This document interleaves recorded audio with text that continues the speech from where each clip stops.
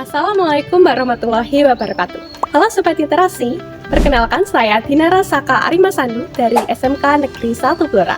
Pada kesempatan kali ini, saya akan mengulas sebuah buku yang penuh makna dan menyentuh realita kehidupan, yaitu novel Dompet Ayah Sepatu Ibu karya J.S. Kairen.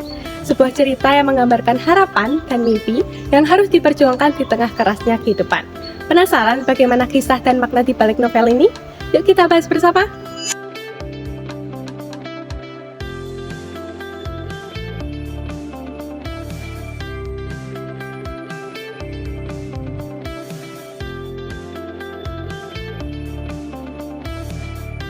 Buku setebal 216 halaman ini berjudul Dompet Ayah Sepatu Ibu karya J.S. Kairen, diterbitkan oleh PT Gramedia Widya Sarana Indonesia pada 2023. Pendidikan merupakan fondasi penting dalam membentuk masa depan. Namun, realitas sosial menunjukkan bahwa akses pendidikan yang layak tidak selalu terdistribusi secara merata. Keterbatasan ekonomi kerap kali memaksa seseorang mengubur mimpinya dan terjebak dalam siklus kemiskinan yang seolah tanpa ujung. Fenomena inilah yang dipotret oleh Jembang Santani Kairen dalam novelnya berjudul Dompet Ayah Sepatu Ibu. Penulis kelahiran Padang ini berhasil menciptakan narasi yang menguji keteguhan harapan di tengah belenggu kemiskinan melalui alur yang syarat akan nilai ketekunan dan pengorbanan. Novel Dompet Ayah Sepatu Ibu mengisahkan dua tokoh utama, yaitu Zena dan Asrul.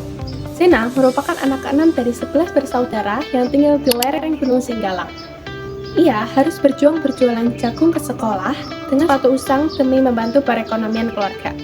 Kegetiran hidupnya memuncak saat sang ayah wafat, meninggalkan janji sebuah sepatu baru yang tak pernah terpenuhi. Di sisi lain, Asrul yang tinggal di punggung Gunung Merapi harus bertahan hidup dengan ibu dan adiknya setelah sang ayah menikah lagi. Perjalanan keduanya dalam mengakses pendidikan penuh dengan rintangan finansial yang mencekik. Takdir kemudian mempertemukan keduanya di kampus, hingga akhirnya mereka memutuskan menyatukan hidup dalam ikatan pernikahan. Meski badai kehidupan terus menghantam, kerja keras dan ketekunan yang luar biasa mengantarkan mereka pada fase kehidupan yang tak pernah mereka bayangkan sebelumnya. Novel ini menyajikan kisah yang sangat realistis dan dekat dengan masyarakat Indonesia. Karakter Zena digambarkan sebagai sosok tangguh yang mendefinisikan peran perempuan bukan sekedar pendamping, melainkan penopang utama dalam keluarga. Sementara itu, tokoh Asrul yang adaptif dan pintar memberikan gambaran bagaimana menghadapi tekanan ekonomi dunia yang mendesak. Secara teknis, Kairen menggunakan latar Sumatera Barat yang sangat autentik. Kemahirannya terlihat pada penggunaan majas yang variatif untuk menangani suasana seperti berbicara Gunung Merapi yang terkentut atau ia paksa hatinya sesejuk telaga Dewi. Gaya bahasa ini memperkuat imajinasi, tetapi juga memberikan identitas kuat pada setiap babnya. Kelebihan utama novel ini terletak pada narasinya yang jujur dalam memotret kemiskinan tanpa melebih-lebihkan kesedihan.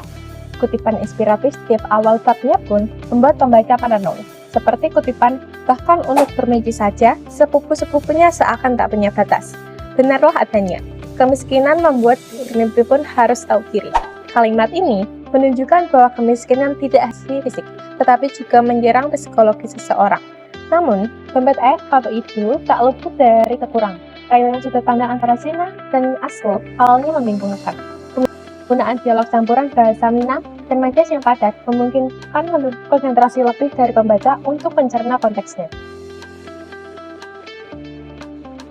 Membaca perjuangan Asrul dan Zena seperti berkaca pada realita pahit.